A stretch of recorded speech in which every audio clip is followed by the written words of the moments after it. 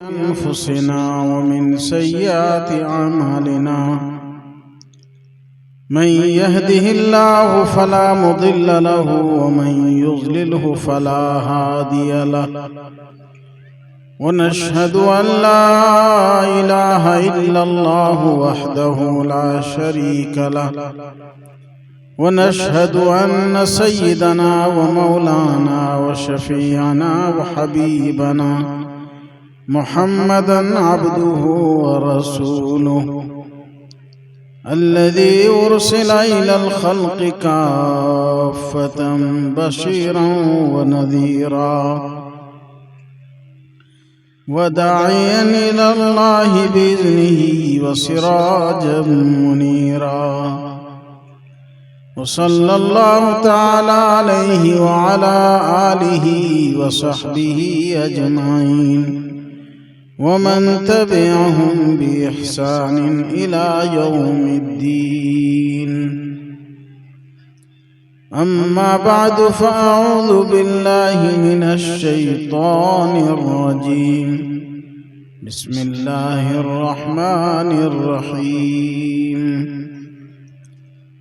قل هل يستوي الذين يعلمون والذين لا يعلمون. وقال النبي صلى الله عليه وسلم طلب العلم فريضة على كل مسلم ومسلمة أو كما قال عليه الصلاة والسلام. صدق الله العظيم وصدق رسوله النبي الكريم.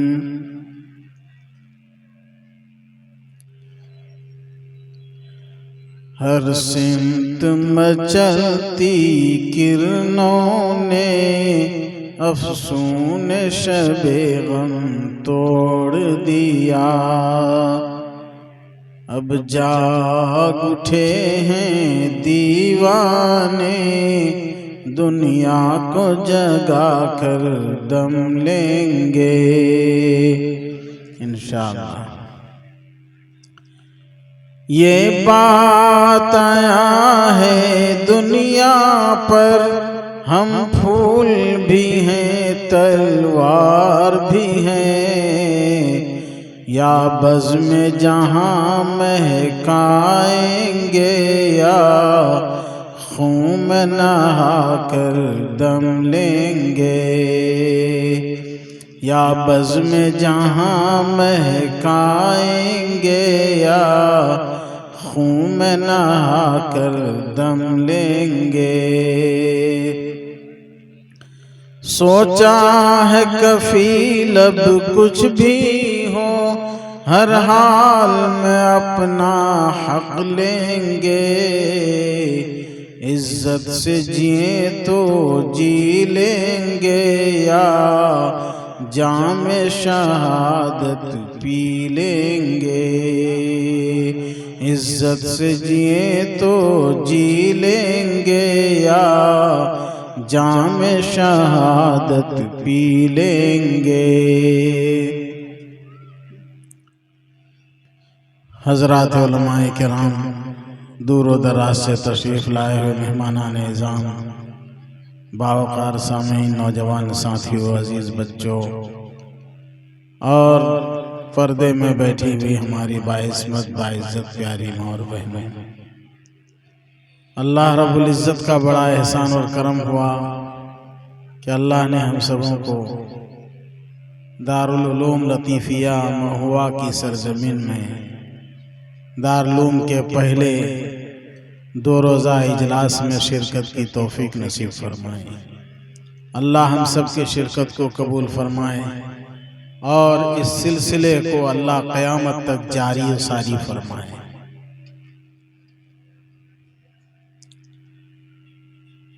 सबसे पहले अहले महुआ को और यहाँ के उलमा व हुफ़ाज़ किराम को मैं मुबारकबाद पेश करता हूँ कि आप हज़रात ने एक हसीन कदम उठाया है और बहुत ही तारीख़ी कदम उठाकर मिल्लत को, उम्मत को, इंसानियत को फ़ायदा पहुंचाने का काम किया है कि सरज़मीन महुआ में दारुल लतीफ़िया की बुनियाद डाली है, जहां से इल्म व अमल का चिराग इंशाअल्लाह रोशन होता रहेगा। मेरे मुअज़्ज़ज़ बुज़ुर्गों, दोस्तों, इस्लाम में मदरसा की बहुत ज़रूरत है, शदीद ज़रूरत है। इस्लाम में सबसे ज़्यादा जिस चीज़ पर जोर दिया गया है वो इल्म और तालीम, इल्म का हासिल करना। इसके लिए आका सल्लल्लाहु अलैहि वसल्लम ने हर दौर में तालीम को लाजमी करार दिया, चाहे हालात सुख के हों, खुशी के हों, या हालात दुख के हों, गम के हों। जैसे भी हालात रहे हों, अल्लाह के प्यारे नबी सल्लल्लाहु अलैहि वसल्लम ने इस उम्मत को ये बतलाया कि हर हाल में तालीम को आगे रखना होगा। तालीम के मसले में कोई समझौता नहीं चलेगा। गरीबी, मुफलिसी, नादारी,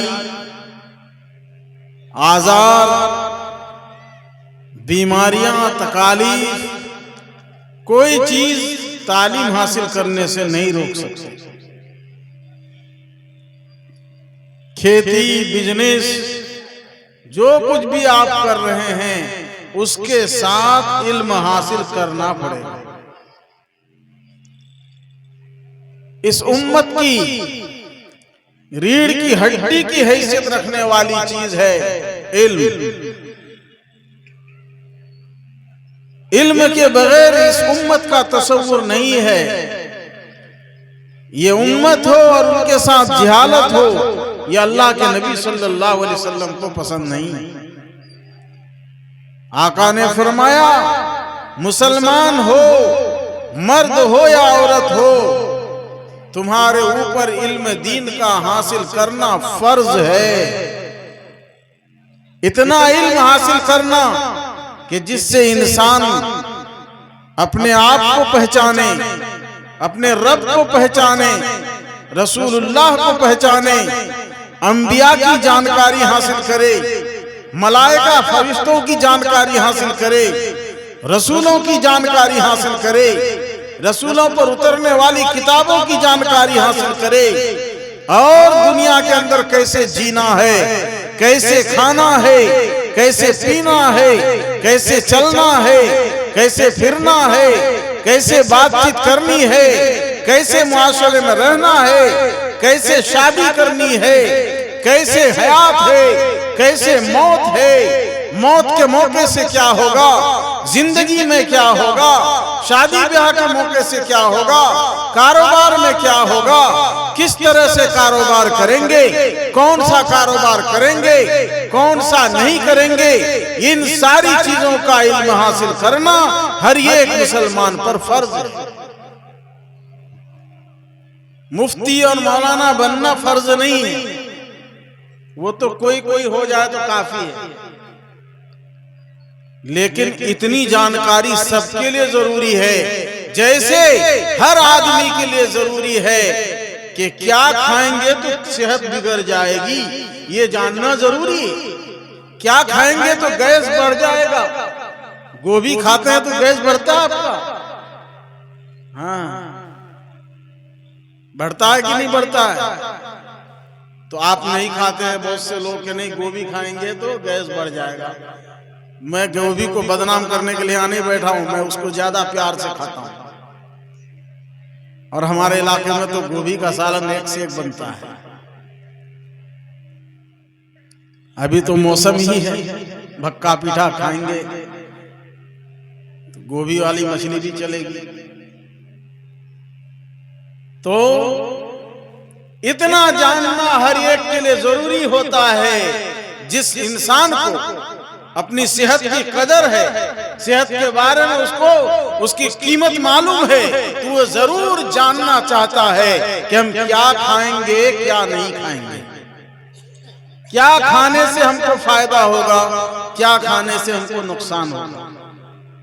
इतनी चीज का इल्म तो जरूरी है ना,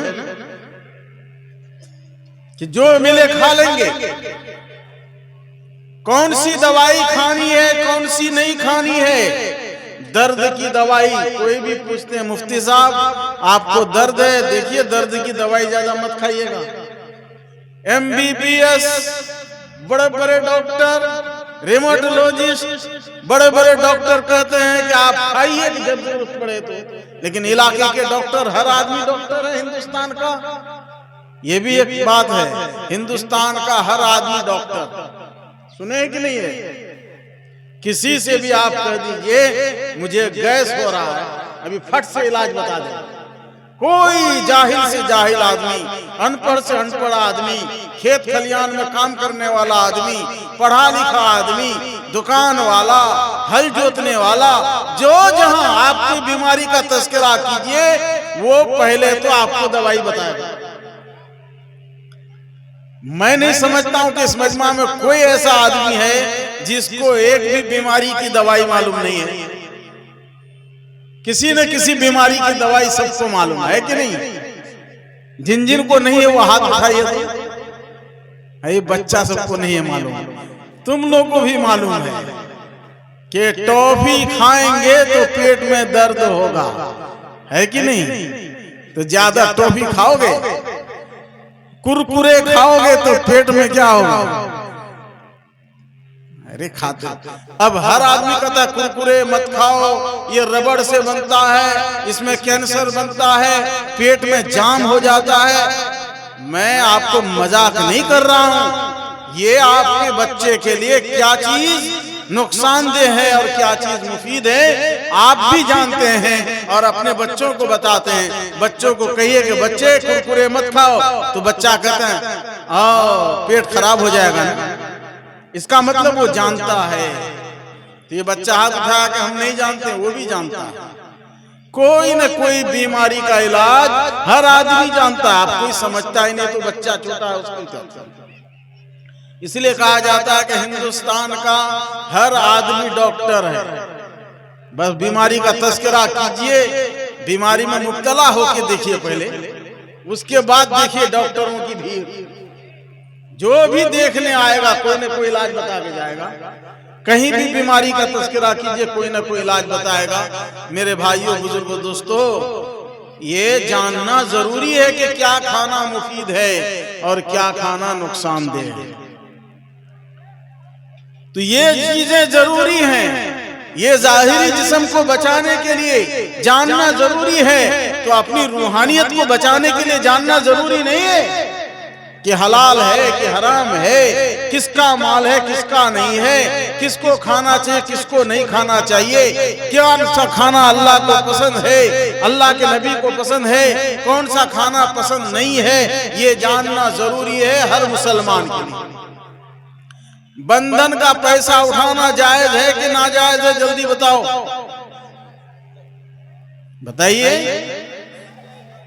नाजायज है। आप में से कोई है जिसके गांव में बंधन लोन नहीं लिया जाता है? जिसके गांव में नहीं है बंधन लोन वो हाथ उठाइए। आपके गांव में एक भी नहीं है।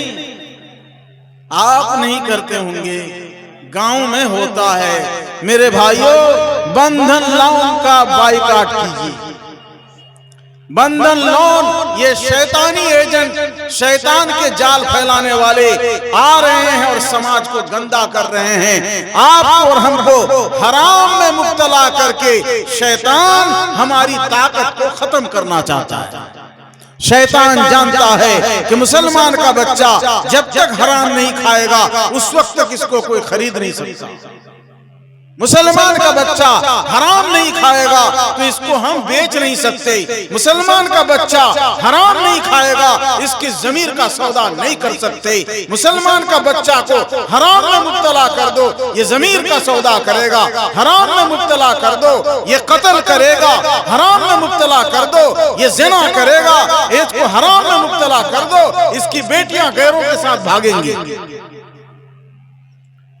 बंधन लोन के नाम से आपके और हमारे घरों में हराम को घुसाया जा रहा है। शैतान का जाल, शैतान के मक्र फरेब का जाल है। औरत, अल्लाह के नबी सल्लल्लाहु अलैहि वसल्लम ने फरमाया, अन्निसाउ हिबालु शयातीन, औरतें ये शयातीन की जाल होती है। जाल, महुआ नदी में मछली मारते हैं,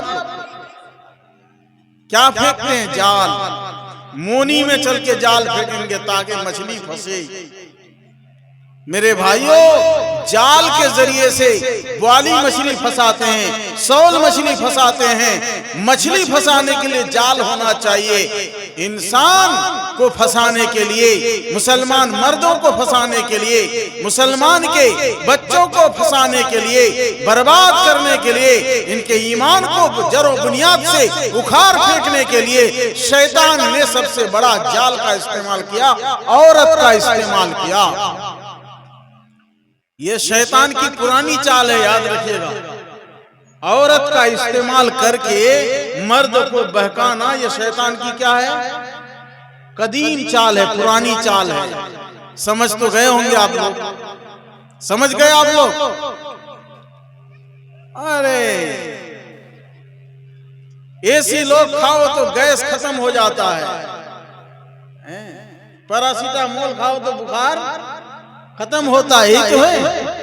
ये अक्सर लोग जानते हैं, लेकिन जब ये कहा गया कि शैतान का ये पुराना अंदाज है, पुरानी चाल है, तो बहुत से लोग समझे ही नहीं। समझेंगे कैसे? मैं जिस मौजू पर बात कर रहा हूं, इल्म के मौजू पर, तालीम के मौजू पर, वो जब समाज में आएगा, तालीम जब आएगी, अपने आबो ताब के साथ आएगी, तो इंशाअल्लाह फिर ये बात भी समझ में आ जाएगी। शैतान ने सबसे पहले काम क्या किया? हजरत हव्वा को भटकाया। हव्वा को भटका करके क्या कहा? अरे सब बेकार बात है, कुछ नहीं है। असल में जन्नत से अल्लाह तुम लोगों को निकालना चाहता है। उल्टा पॉइंट। अभी आप लोगों को उल्टा पॉइंट क्या पढ़ाते हैं लोग आकर, नेता लोग? मौलवी मौलाना की बात पर चलने से होगा? दुनिया वाले कहां से कहां पहुंच रहे हैं, हम लोग अभी यही रहेंगे। इन लोगों की बात पर रहने से नहीं होगा। बेटी लड़की को घर से बाहर निकालना होगा, तब तरक्की होगी। ऐसा निकाला कि पूरे समाज को गंदा कर दिया। आज समाज शर्मिंदा है, सर झुक रहा है, उलमा चीखते रह गए। आप पैसों के लालच में आकर, इज्जत के लालच में आकर, सोफा सीट के लालच में आकर, बेटी नौकरी वाली होगी, जल्दी दूल्हा मिलेगा, नौकरी वाली होगी, घर 3 मंजिला बन जाएगा, ये सब लालच में आकर हम बर्बाद हो गए। बात सख्त है मुसलमानों, याद रखिए, दुनिया में लाख इनकलाब आए, कुरान नहीं बदलेगा। ला तब्दील अली कलिमातिल्लाह, कलिमातुल्लाह, अल्लाह के कानून, अल्लाह की आईन में कोई तब्दीली नहीं होगी। अल्लाह ने औरतों को घर की जिम्मेदारी दी है, इसको बाहर की जिम्मेदारी दी गई है, नुकसानदेह। ये शैतान की चाल है, जो औरतों को घरों से बाहर निकाला, औरतों को बाहर वाली जिम्मेदारी दी और घर की जिम्मेदारी मर्द को दे दी। मर्द ने इकरार किया, एहसास किया, उम्मत के सामने बैठकर कहा, मजलिस में कहा कि मैं इसको शादी करता हूँ, मैं इसको बीवी बनाता हूँ, इसका सामान नानो नफका मैं दूंगा, घर मैं दूंगा, खर्चा मैं दूंगा। और हम लोगों ने उल्टा कर लिया कि अब तुम ही लाओ नानो नफका, जहेज भी तुम ही लाओ, गाड़ी भी तुम ही लाओ, सिंहारदान तुम लाओ, अलमारी तुम लाओ, सोफा तुम लाओ, और बाप से पैसे भी ले आओ, और साथ में अब नौकरी करके पैसा कमाओ, बच्चा को मैं चलाऊंगा, तुम घर में चलाओ। दुनिया पलट गई मुसलमानों, दुनिया का निजाम बदल गया। आपको और हमको खड़ा होना पड़ेगा और अल्लाह अल्लाह के रसूल के निजाम को जिंदा करने के लिए आपको और हमको अपने सीने पर पत्थर रखना होगा, अपनी ख्वाहिशात को पैरों तले दबाना होगा, अपने आरज़ुओं को मिटाना होगा। अल्लाह अल्लाह के रसूल का कलमा बुलंद हो, इसके लिए हम सबको तैयार होना पड़ेगा। अल्लाह के कानून में कोई तब्दीली नहीं। अल्लाह ने कानून बनाया है, उसी कानून पर चलना पड़ेगा। तो सबके सामने इकरार किया कि हम क्या करेंगे, नान नफका देंगे। नान नफका बीवी से ले रहे हैं आप और हमने दुनिया के अंदर देखा कि जिन लोगों ने भी कानून को बदलने की कोशिश की वो तबाह व बर्बाद हो गए।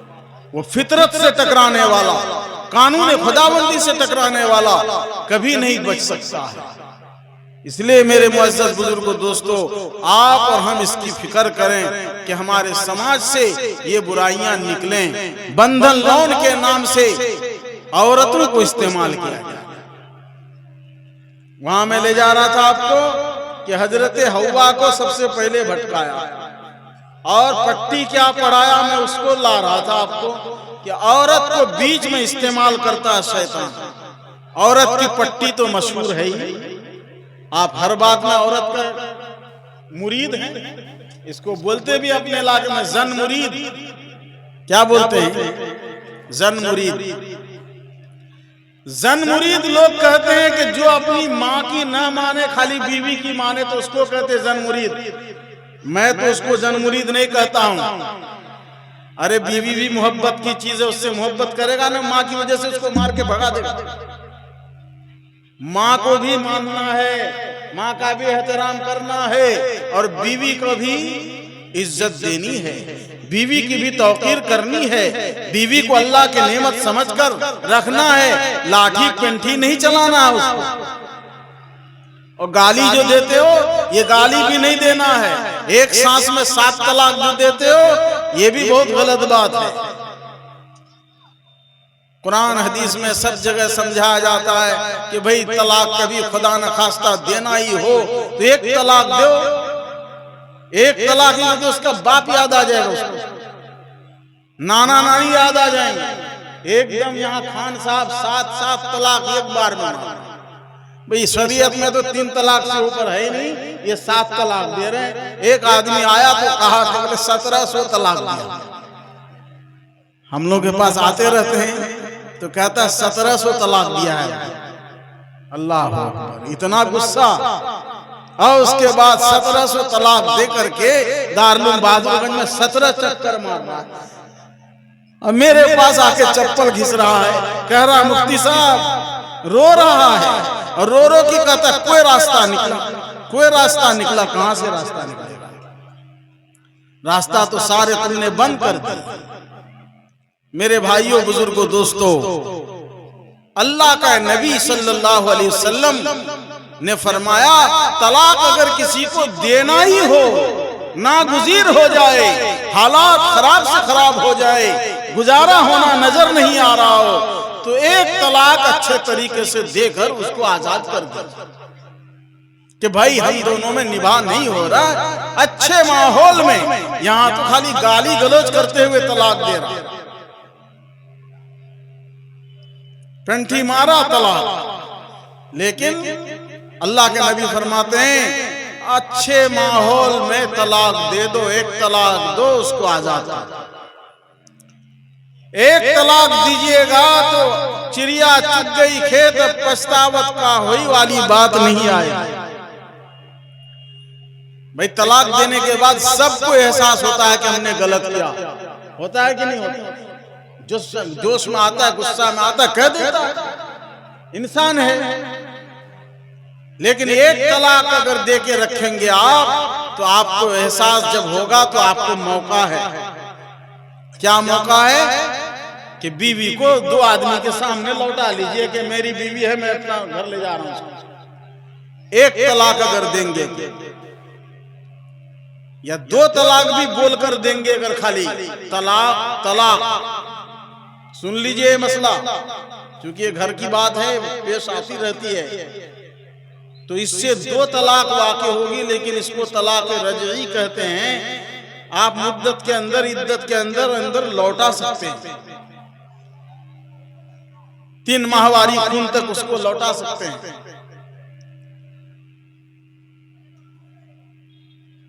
एक दे दिए तो भी लौटा सकते हैं, 2 दे दिए तब भी लौटा सकते हैं, 3 देने के बाद अब लौटा नहीं सकते। इंशाअल्लाह कह दिया तो बात ही बदल जाएगी। तो आप तलाक देने में खुदा न खास्ता आपको बहुत जल्दी है, नौज़बिल्लाह कहीं जरूरत पड़ गई, एक दे करके उसको थोड़ा सा धमका दीजिए, वो बेचारी डर जाएगी कि बाप रे ये आदमी बहुत टाइट है, मेरा नखरा बर्दाश्त करने वाला नहीं है। अब आप 2 गोली अपने पास रखे रहिए, एक ही गोली में तो उसका सब कुछ हल हो जाएगा। अब यहाँ खामखा तीनों दे करके लोग रोते फिरते हैं, औरत भी रोती है, मर्द भी रोता है। तो ये सब हम लोगों ने गलत किया, इस वजह से हुकूमत को मौका मिल गया। हुकूमत अब जो दखल अंदाजी कर रही है हमारे कानून में, उनको मौका हम नहीं दिया। आखिर शरीयत में ये चीज नापसंद है, शरीयत ने इसको मना किया, आप और हम धड़ल्ले से कर रहे हैं। अभी वक्फ बिल पर जो बात आई है, वक्फ की जायदाद को हम जहां तहां हड़प करके खा रहे हैं। दिया है अल्लाह के लिए, अवामी फायदे के लिए, और हम अपना पेट भर रहे हैं। सदर साहब, सेक्रेटरी साहब, बाप की जागीर, मस्जिद की जमीन है, अपने बाप की जागीर समझ लिया मुतवल्ली साहब, सदर बन गया, सेक्रेटरी बन गया, समझता इस मस्जिद का मैं मालिक, मदरसे का मालिक हूं। खबरदार, हरगिज नहीं हो सकता। अगर आपके मन में ये बात है कहीं भी, तो आप ओहदा छोड़ दीजिए, वो जहन्नम में ले जाएगा। वो ओहदा मोहतमिम बनेंगे, जहन्नम में जाएंगे, नाजिम बनेंगे, जहन्नम में जाएंगे, सदर बनेंगे, जहन्नम में जाएंगे, सेक्रेटरी बनेंगे, जहन्नम में जाएंगे, अगर खाने की नियत से करेंगे। नहीं तो बस मेरी तकरीर को लोग अगर वाली को काट देंगे और कहेंगे कि मोहतमिम साहब बनने से जहन्नम में जाएंगे। मुफ्ती जसीम साहब का फतवा है। मैं क्या बोल रहा हूं, अगर खाने की नियत से कर रहे हैं कि ये हमारी प्रॉपर्टी है, चंदा इसलिए कर रहे हैं, हमारी प्रॉपर्टी है, हम खाएंगे जैसे चाहेंगे, अल्लाह के यहां जवाब देना पड़ेगा। 6 पैसा अगर खा लिए हैं दुनिया में किसी का नाहक, तो 700 मकबूल नमाजें क़यामत के दिन देनी पड़ेगी। वो भी मकबूल नमाजें, हमारी नमाज भी तो आधी इधर उधर तीतर बटेर वाली नमाज होती है। मकबूल जो नमाजें हुई हैं वो 700 ले ली जाएंगी। अल्लाह के नबी सल्लल्लाहु अलैहि वसल्लम ने फरमाया, मनिल मुफलिस, मुफलिस कौन है? सहाबा ने अर्ज किया, या रसूल अल्लाह, हम में तो मुफलिस उसी को कहा जाता है जिसके पास दीनार ना हो, दराहिम ना हो, रुपया पैसा ना हो, सोना चांदी ना हो, दौलत ना हो, उसको हम कहते हैं मुफलिस। आका ने फरमाया, मेरी उम्मत का मुफलिस, सबसे बड़ा मुफलिस वो होगा जो दुनिया से गया होगा नमाजों की ढेर लेकर, ज़कात देकर, सदका खैरात करके, नमाज पढ़ के, हज करके और लोगों से अच्छा सलूक करके गया होगा, सब कुछ किया, नेकियों का ढेर लेके गया, लेकिन इसको मार के गया है, इसको गाली दे के गया है, इसकी गिबत करके गया है। अल्लाह के नबी सल्लल्लाहु अलैहि वसल्लम फरमाते हैं, क़यामत के दिन बदला दिलाएगा। जिसको मारे हो, मार के बदले में अब लो, नेकियां लो, गाली दिए हो, गालियों के बदले में इससे नेकियां ले लो। लेते लेते लेते उसकी सारी नेकियां खत्म हो जाएंगी। अब कुछ कर्जा वाले रह ही जाएंगे, वो आएंगे, अल्लाह हमको भी दिलवाइए। अल्लाह कहेंगे इनके पास है नहीं, क्या दिलवाऊं? ऐसा करो तुम अपना वाला दे दो इसको। वो क्या नेकी देगा? वो गुनाहों को देगा, अपने गुनाह जो दुनिया में किया था उस जालिम को दे देगा। ये जालिम जो सब नेकी करके गया था, सब पानी में चली गई इसकी नेकी, और ये जहन्नम में जाएगा। अल्लाह के नबी फरमाते हैं, मेरी उम्मत का सबसे बड़ा मुफलिस वो आदमी। मेरे भाइयों, महुआ वालों, हसन डुमरिया वालों, एक दिन दुनिया छोड़कर जाना है। भाई की जमीन अगर हड़पे हो वापस कर दो। अपना गैरा भाई की जमीन अगर हड़प लिए हो वापस कर दो। जाहिल भाई की जमीन अगर मुंशी से ताल भेद लगाकर जब हड़प किए हो वापस कर दो।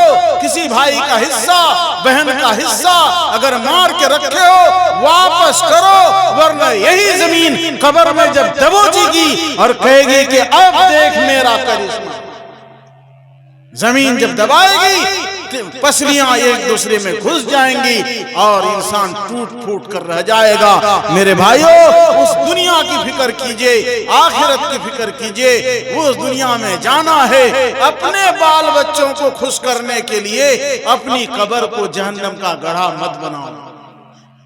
ये बाल बच्चे जिनके लिए आप बेईमानी करते हैं, हम शैतानी करते हैं, भाई का गला दबाते हैं, कत्ल करते हैं, दूसरों का माल लूटते हैं, मेरे भाइयों यही आल औलाद कल भूल जाएंगे। कब्र पर जाएंगे तो हंसते हुए जाएंगे। क्या समझते? आपको 3 मुट्ठी मिट्टी देकर आज का बेटा भोज करने के लिए घर आ जाता है। आता है कि नहीं? जिस काम को शरीयत ने लाजिम नहीं किया आपने उसको लाजिम कर लिया। आज अल्लाह के नबी सल्लल्लाहु अलैहि वसल्लम का हुक्म है, अल्लाह का फरमान के मुताबिक अल्लाह के नबी ने बयान किया, जिसके घर में मैयत हो 3 दिन तक उसका चूल्हा नहीं जलना चाहिए। अमीर हो या कबीर, एमएलए हो या एमपी, वजीर हो या बादशाह, कोई भी हो, फकीर हो, बादशाह हो, हर एक के लिए एक ही हुक्म है कि जिसके घर में मैयत हुई है 3 दिन तक उसके घर में खाना पड़ोसी देंगे। अल्लाह का हुक्म है कि एमएलए साहब, एमपी साहब, आप अपने गरीब पड़ोसी का खाना खाइए। आपके घर में हादसा हुआ है, आप काबिले रहम हैं, आप काबिले हमदर्दी हैं। आज 3 दिन तक आपके साथ हमदर्दी की जाएगी और हमदर्दी करने वाला पड़ोसी होगा, वो चाहे अमीर हो चाहे गरीब हो, पड़ोसी के घर से खाना जाना चाहिए। आज हमारा समाज पलट गया, इधर इंसान का इंतकाल होता है और उसका गुरु लेकर के ज़बह कर देते हैं।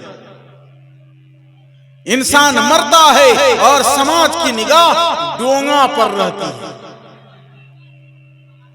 डोंगा है, डोंगा ही कहिए, क्या कहेंगे? वास्तवल तो समझेंगे नहीं, बहुत कम ही समझेंगे।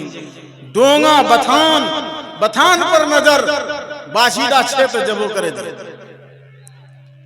क्या आदमी मरा, बाछी भी सोचती है कि या अल्लाह ये क्या गया कि मेरी जान गई। बथान का गुरु गाय बेचारा दुआ करते होंगे कि कोई न मरे तो वही अच्छा है, मरेगा तो पहले हमें को मारेगा। पहली फिक्र भोज। अब समाज में गम का माहौल नजर नहीं आता, आने वाला भी मुस्कुरा रहा है, मुर्दे को देखकर मुस्कुरा रहा है। ऐ लोगों, चाहिए तो यह था कि मुर्दे को देखकर चेहरा झुक जाता, मुर्दे को देखकर हम गमगीन हो जाते कि शायद अब मेरा भी वक्त करीब है। कब न जाने हम भी इस हालत में होंगे कि लोग पलटेंगे तो हम पलटेंगे, लोग हिलाएंगे तो हम हिलेंगे, लोग नहलाएंगे तो हम गुस्ल करेंगे, लोग जैसे चाहेंगे वैसे करेंगे, हमारी कोई मर्जी नहीं चलेगी। वो होना चाहिए था। आज मुर्दों को देखकर लोग हंस रहे हैं, मुर्दों को देखकर हंस रहे हैं, कब्र में मिट्टी डालते हुए लोग हंस रहे हैं और बाल बच्चे मिट्टी देकर हाथ झाड़ते हैं, गांव वालों के हवाले करते हैं और बोले मेहमान लोग वहां चले जाएंगे, नहीं तो चलो। अरे बाबा, मेहमानी की जिम्मेदारी तो अल्लाह ने आप पर दी ही नहीं उस दिन, आप अपने ऊपर क्यों जिम्मेदारी ले रहे हैं साहब? किस अखलाक ने आपको सिखाया? ये कौन सा अखलाक है? शरीयत छोड़कर अखलाक, दीन छोड़कर अखलाक नहीं, वो अखलाक लानत के लायक है जिससे शरीयत ने टपकती हो। अखलाक तो वही है जो शरीयत में है। आपको मालूम है कुरान करीम में अल्लाह तबारक व तआला ने फरमाया वला तखजाना बिल कौल फयतमा अल्लज़ी फी क़ल्बी मरज़। बेटियों को हुक्म दिया, औरतों को हुक्म दिया कि औरतों, तुम्हारी आवाज में फितरी तौर पर नजाकत है, तुम्हारी आवाज में बालिदगी है, तुम्हारी आवाज में सोज है, तुम्हारी आवाज में घनघनाहट है, तुम्हारी आवाज में कशिश है। तुम आवाज को जरा सा मोटी करके बोलो, नरम नरम आवाज मत निकालो। एक तो ऐसे ही नरम, फिर स्कूलों और कॉलेजों में नरम सिखाया जाता है। अब वो सिखा करके और नरमी पैदा की जाती है। अल्लाह फरमाते हैं नहीं, मुसलमान की बेटी की आवाज सुरीली निकलना ये अखलाक नहीं है। ये समाज इसको अखलाक समझ रहा है। कोई फलां की बेटी की आवाज बड़ी अच्छी, बहुत बढ़िया से बोलती है बचेबा, बहुत बढ़िया से बोलती है चचा, बहुत बढ़िया से बोलती है खालू, गैर रिश्तेदार को भी रिश्तेदार। हाँ भैया, ये सारा खतरनाक मामला है। अल्लाह के फरमान के मुताबिक ये अखलाक नहीं है। हाँ, बद अखलाकी ही अखलाक। जिसको समाज में बद अखलाकी कहते हैं, किसी लड़की से आप पूछिए कार बेटी थी तो वो कहेगी आपको क्या मतलब है इससे, तो आप क्या कहेंगे, तुम बद अखलाक वो बद अखलाकी ही ठीक है। कोई फोन किया, हेलो, उधर से फोन उठाई, हाँ हेलो, आवाज लड़की की आई, अब लड़का के दिल में धकधकी पैदा हो गई। ये होता है, जिसको नहीं होता है तो वो मर्द है ही नहीं, सीधी बात। ये फितरत है, कशिश होना है। अब आपको चाहिए कि उस कशिश से बचिए। अब एक औरत, एक लड़की ने आवाज उठाई, हेलो किया, हेलो का जवाब दिया और उसके बाद कहा कि आपके अब्बा हैं, तो उसने कहा अब्बा तो नहीं है अभी। फिर कहा कि कहाँ गए हैं, तो फला जगह गए हैं। तो आपकी अम्मी है, तो है। अब ये सवाल बढ़ाते रहेगा। हालांकि पहली फुर्सत में अगर लड़की कह देगी कि मेरे अब्बा नहीं हैं, फोन रखिए, तो ये जो इसके दिल में चोर है ना, वो मर जाएगा। अल्लाह कहता फयतमा अल्लज़ी फी क़ल्बिही मरज़, जिसके दिल में मरज है, चोर है, हाँ आगे हथियार इस्तेमाल करना चाहता है, बंदूक फोड़ना चाहता है, वो रुक जाए कि बाप रे यहाँ गाड़ी चलने वाली नहीं है, दाल गलने वाली नहीं है, बड़ी सख्त आवाज आ रही है। अल्लाह कहता सख्त आवाज निकालो, यही तुम्हारा अखलाक है। वो अखलाक कैसा जो तुमको डुबा दे। मेरे भाइयों, बुजुर्गों, दोस्तों, औरत को इस्तेमाल किया किसने, जल्दी बोलिए? शैतान ने। और बहलाने फुसलाने की बात आई थी। मैं तो जानते ही हैं, मैं कहीं से कहीं जाता हूं, यही मेरा मौजू होता है। मैं एक मौजू पर कहीं बात नहीं करता हूं, बस निकलते चलो, जहां जो मिले लेते चलते। आपको और हमको फायदा होना चाहिए, फायदा हो जाता है। जहां जो मिल जाए ले लो भाई, चंदा है चंदा। कहीं से धान मिलता है, कहीं से चावल मिलता है, कहीं से मकई मिलती है, जो मिले ले लो बोरा में, कुछ तो फायदा होगा। अब खाली चावल ही वसूल करेंगे ऐसा नहीं है। हमारा तो मिशन है कि इस मदरसे को आप मूली भी दीजिए, इस मदरसे को आप आलू भी दीजिए, इस मदरसे को आप चावल भी दीजिए, इस मदरसे को आप धान भी दीजिए, इस मदरसे को आप मकई भी दीजिए। आपके गांव में जो कुछ भी पैदा होता है, साग पैदा होता है ना, अल्लाह देता है कि कौन देता है? साग। अल्लाह कहता है मुत्तकियों की अलामत यह है कि हमने जो कुछ उसको दिया उसमें से वो खर्च करे। आपसे चंदा मांगने जाते कहते हैं जा एमएलए साहब, अरे एमएलए साहब ही को दिया, आपको नहीं दिया। अरे उनको 1 करोड़ दिया है, आपको 100 टका नहीं दिया। उनका भाटा है, आपका खेत नहीं है। किसी का 10 बीघा है, आपका 2 कट्ठा नहीं है। अल्लाह ने जो दिया है उसमें से खर्च कीजिए। साग है, साग में से उठा के लाइए, मदरसा दीजिए। हर दिन अगर आप लोग साग ही दीजिएगा तो मदरसे के मौलवी इंशाअल्लाह साग भी खाएंगे, बच्चे साग भी खाएंगे, तोरी साग, लाफा साग। आप लोग कहिएगा कि आज ये साग वाली तकरीर कर रहा है, पता नहीं आज क्या हो गया, पीठा भक्का मछली। मेरे भाइयों, मैं बात कहीं से कहीं ले जाना चाहता हूँ। अगर काश के महुआ के लोग तैयार हो जाएं, बगाल के लोग तैयार हो जाएं, हसन डुमरिया वाले तैयार हो जाएं, मोहसिन गांव वाले तैयार हो जाएं, अरू गांव वाले तैयार हो जाएं, एक मदरसा चलना कोई मुश्किल नहीं। यहीं से तरक्की होगी।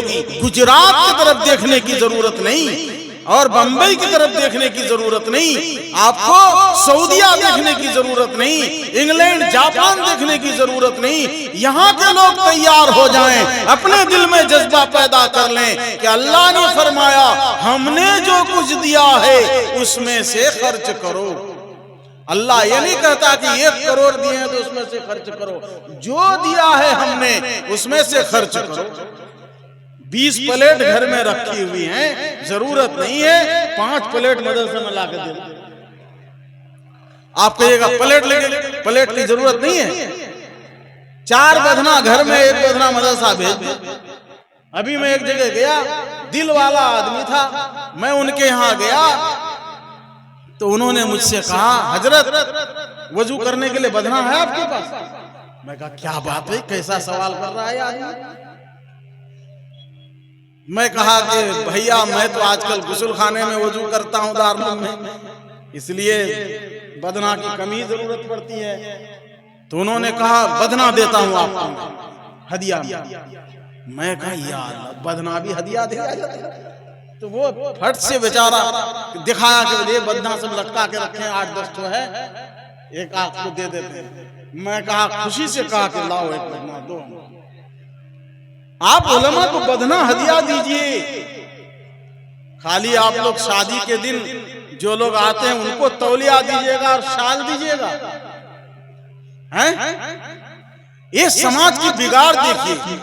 वो लोग आते हैं तो खाते भी हैं और उनको आप शाल देते हैं। जो निकाह पढ़ाने आता है उसको शाल महरूम, डब्बा महरूम, सबको आप डब्बा खिलाते। मौलवी बेचारा इतना गिरा गुजरा, डब्बा उसके किस्मत में नहीं, शाल देते हैं बहुत से लोग आजकल।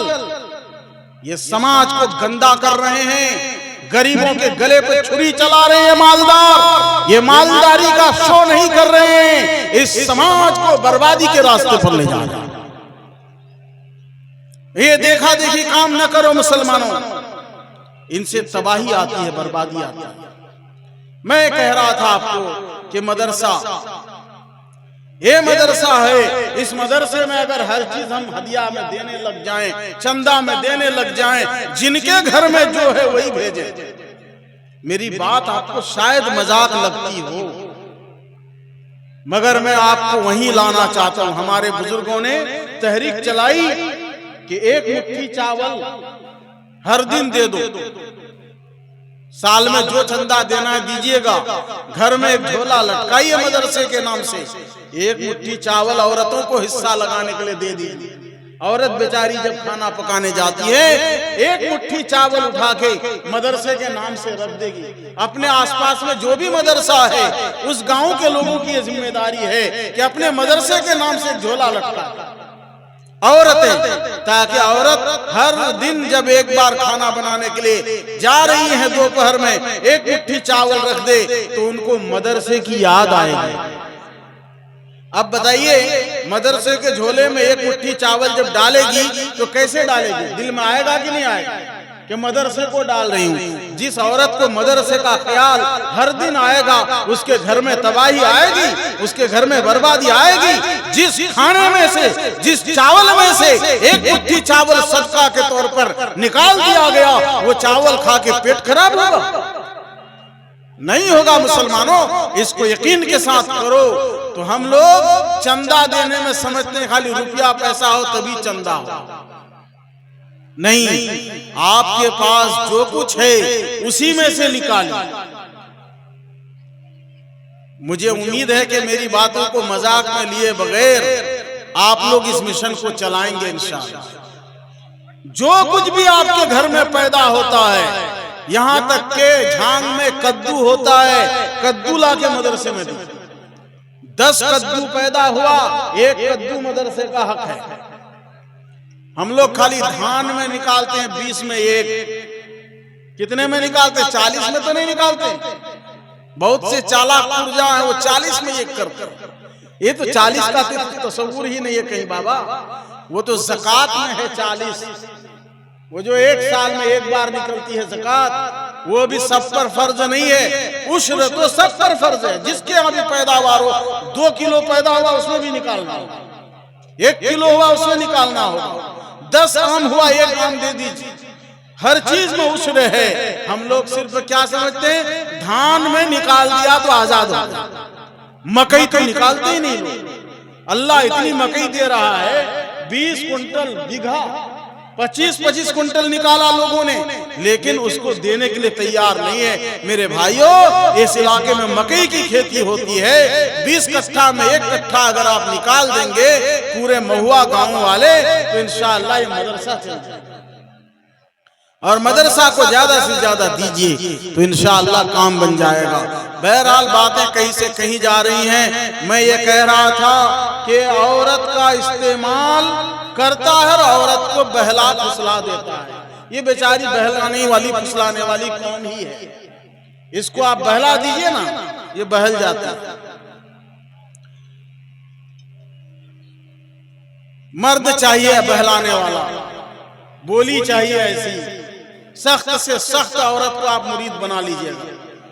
आप नहीं बना पा रहे तो इसका मतलब आप नाकाम हैं, कहीं ना कहीं आप कमजोर हैं। उसको मुरीद बना सकते हैं आप। वो बेचारी बहलने वाली है, वो तो शैतान की बात में आ जाती है, तो इंसान की बात में नहीं आएगी। आएगी। शैतान उसको बहलाया फुसलाया, ऐसा है वैसा है, ये करो वो करो, मुर्गी बेचो, बंधन लो और तुम्हारे शोहर को फायदा होगा, मजबूती आएगी। शौहर बंबई में कमाता है, दिल्ली में कमाता है, तुम यहाँ बंधन लोन ले लो, मुर्गी बेच के अदा कर देना, एक बड़ा काम हो जाएगा। और शैतान इस तरह से हराम का लुकमा हमारे पेट में डाल। अब हम रोजाना दुआ करते हैं, ऐ अल्लाह फलस्तीन को कामयाब कर दीजिए, ऐ अल्लाह शाम को कामयाब कर दीजिए, अफगानिस्तान को कामयाब कर दीजिए। अल्लाह हमारी दुआ सुन ही नहीं रहा। अल्लाह के नबी फरमाते हैं, हराम का खाना पेट में और हराम जिस्म, हराम का खाना तो हराम जिस्म तैयार हो रहा है और ऊपर में लिबास भी हराम का, और अल्लाह से रो रो के दुआ कर रहे हैं। अल्लाह के नबी सल्लल्लाहु अलैहि वसल्लम फरमाते हैं, उसकी दुआ आसमान तक जाती ही नहीं।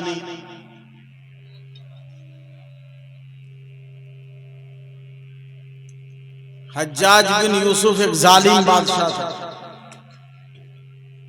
मुसलमान बादशाह, बहुत जालिम था, बहुत से लोगों को कत्ल किया उसने। बाद में कुछ नेक काम किया है, लेकिन शुरू में बहुत जालिम था। वो हज्जाज बिन यूसुफ ये करता था कि उलमा को दावत देता था। देखा कि उलमा एक टीम थी उलमा की, कोई भी बादशाह आता था, अगर जुल्म करता था, फसाद करता था, तो वो उलमा की टीम, अल्लाह वालों की टीम थी, उसने दुआ का एहतमाम बनाया था। उस टीम ने दुआ करके उसकी हुकूमत का तख्ता पलटा देता। हज्जाज बिन यूसुफ जो जालिम होता है ना, चालाक भी बहुत होता है। आप लोग समझ रहे होंगे जो जालिम है कितना चालाक है। हिंदुस्तान में चालाकी कर करके कैसा काम निकालता है, तो चालाक होता है। वो चालाकी किया, पता किया कि ये वलियों की जमात, अल्लाह वालों की जमात क्या करती है जो सबका तख्ता पलट देती है। चुनांचे उसने पता किया तो पता चला ये लोग हलाल खाते हैं। क्या करते हैं? हलाल खाते हैं। तो उनका दिमाग चला, शैतानी दिमाग, क्या भी इसका असली हथियार ही छीन लेना है, चाबी छीन लेना है। क्या चाबी? कहा कि इनको हराम खिलाना पड़ेगा। वो आते ही हुकूमत पर कब्जा करते ही पहला काम ये किया कि उलमा को दावत दे दिया, शाही दावत। उलमा भी सादे मिजाज के लोग होते हैं अक्सर। उलमा तो बेचारे चाहते हैं कि सबका दिल रखें, सबके यहाँ आए जाएं। अब आप बुलाए हैं, किस नियत से बुलाएं आप समझिए। हम तो इखलास के साथ आ जाते हैं। अब हमारा कोई बगल में बैठ के फोटो खिंचवा के गलत फायदा उठाता है तो वो उसकी मर्जी है। हम तो समझे कि मुसाफा करने आया है, उधर वो मोबाइल वाला को फिट करके रखा है, आओ दिखा रहा फेसबुक में कि देखिए मुफ्ती जसीम साहब हमारे साथ हैं, वो एमएलए वो एमपी, ऐसे ही होता है। फला मुफ्ती साहब फला मौलाना साहब हमारे साथ, हमारे फेवर। वो बेचारे के फरिश्तों को भी पता नहीं कि हमारा फोटो हो रहा है। कहने का मतलब ये नहीं कि हम लोग फोटो नहीं लेते, ले लेते हैं, लोग करते रहते हैं। मैं ये कहना चाहता हूं कि आदमी चालाकी से काम ले लेता है, तो अब हम क्या कर सकते हैं? हम और आप चालाक को पकड़ तो नहीं सकते, इखलास से हम उनका काम कर देंगे। अब वो हमारा अगर गलत फायदा उठाता है तो उसकी मर्जी है। लिहाजा बहुत से लोगों के यहाँ दावत में गए, इसमें गए, पता चला कि उसकी दावत किसी और मकसद से है। तो उलमा की जमात सीधी सादी होती है, सादे लोग होते हैं, ज्यादा भेदभाव नहीं करते हैं। चलो भाई बेचारा बुलाया है, उनके यहाँ भी चलना चाहिए। वहां पहुंचने के बाद मालूम हुआ कि तो गड़बड़ कर रखा है, नाच गाना सब कर रखा है, ठग लिया। कौम को भी ठगता है, उलमा को भी ठगता है। तो अब ठग लिया तो क्या कर सकते? हज्जाज बिन यूसुफ भी ऐसे ही ठगा। शाही हुकूमत शाही दावत में बुलाया, बेचारे आ गए। आए तो उनको खाना पीना जो खिलाया उसमें हराम माल मिला दिया, हराम माल से खरीदा हुआ खाना खिला दिया। उसके बाद हज्जाज बिन यूसुफ ने अपने हमनशीनों में, मुसाहिबीन में ऐलान किया कि अब मैं उलमा की बद्दुआ से बच गया, अब मेरी हुकूमत नहीं पलटेगी। कहा कैसे? कहा कि मैंने इस अल्लाह वालों की जमात को हराम माल खिला दिया। अब ये हराम माल खाया तो इनका जहर तो हमने निकाल दिया, अब ये डसेंगे भी तो हमको फर्क पड़ने वाला नहीं। मेरे भाइयों बुजुर्गों दोस्तों, हराम खाने से ये बात बनती।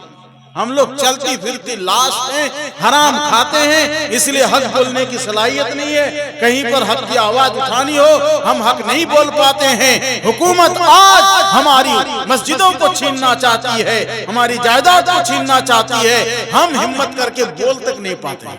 क्यों नहीं बोलते? इसलिए कि हम सब हराम खाने में लग गए, इधर से उधर से न जाने किन किन रास्तों से घर में हराम घुस रहा है, हमें पता तक नहीं चलता है। बाज लोग जानबूझ के खाते हैं, बाज लोग अनजाने में खाते हैं। जहर अनजाने में भी खाइएगा असर कर जाएगा। गोली अनजाने में भी मार दीजिए तो मरेगा कि नहीं आदमी? लगना है चोट, जान के मारिएगा तो उतना ही चोट, अनजाने में मारिएगा तो इतने ही चोट या ज्यादा। इसलिए तलाक कोई जान के देगा तो तलाक होगी, अनजाने में देगा तो तलाक होगी।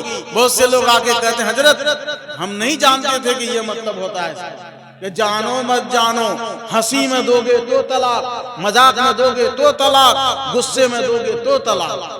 कोई मश्क के तौर पर बीवी से मजाक कर रहा है और कह दिया तो गई काम से। मेरे भाइयों बुजुर्गों दोस्तों, बात कहीं से कहीं जा रही है। अब आइए, हम सब एक बड़ी और बुरी रस्म में फंसे हुए हैं। आज के इस जलसे में ये वादा कीजिए, पहला वादा तो ये कि इस मदरसे का इंशाअल्लाह सब लोग ख्याल रखेंगे। ये मदरसा इस इलाके को तरक्की दिलाने के लिए कायम हुआ है, आपको नौजुबिल्लाह लूटने के लिए नहीं। बहुत से लोग कहते हैं खाली मदरसा ही खुलता है, मदरसा ही खुलता है, कितना चंदा देंगे? अरे आलू का चंदा दो, प्याज का चंदा दो, लहसुन का चंदा दो, कद्दू का चंदा दो, साग का चंदा दो, गेहूं का चंदा दो, मकई का चंदा दो, धान का चंदा दो। देखो कितना काम बनता है। थोड़ा थोड़ा देना है, यहाँ बहुत हो जाएगा इंशाअल्लाह। एक वादा तो ये करते हैं सब लोग मदरसों का साथ देंगे इंशाअल्लाह, तमाम मदरसों का देंगे। और ये चूंकि गांव का मदरसा, इसको गोद ले लेंगे सब।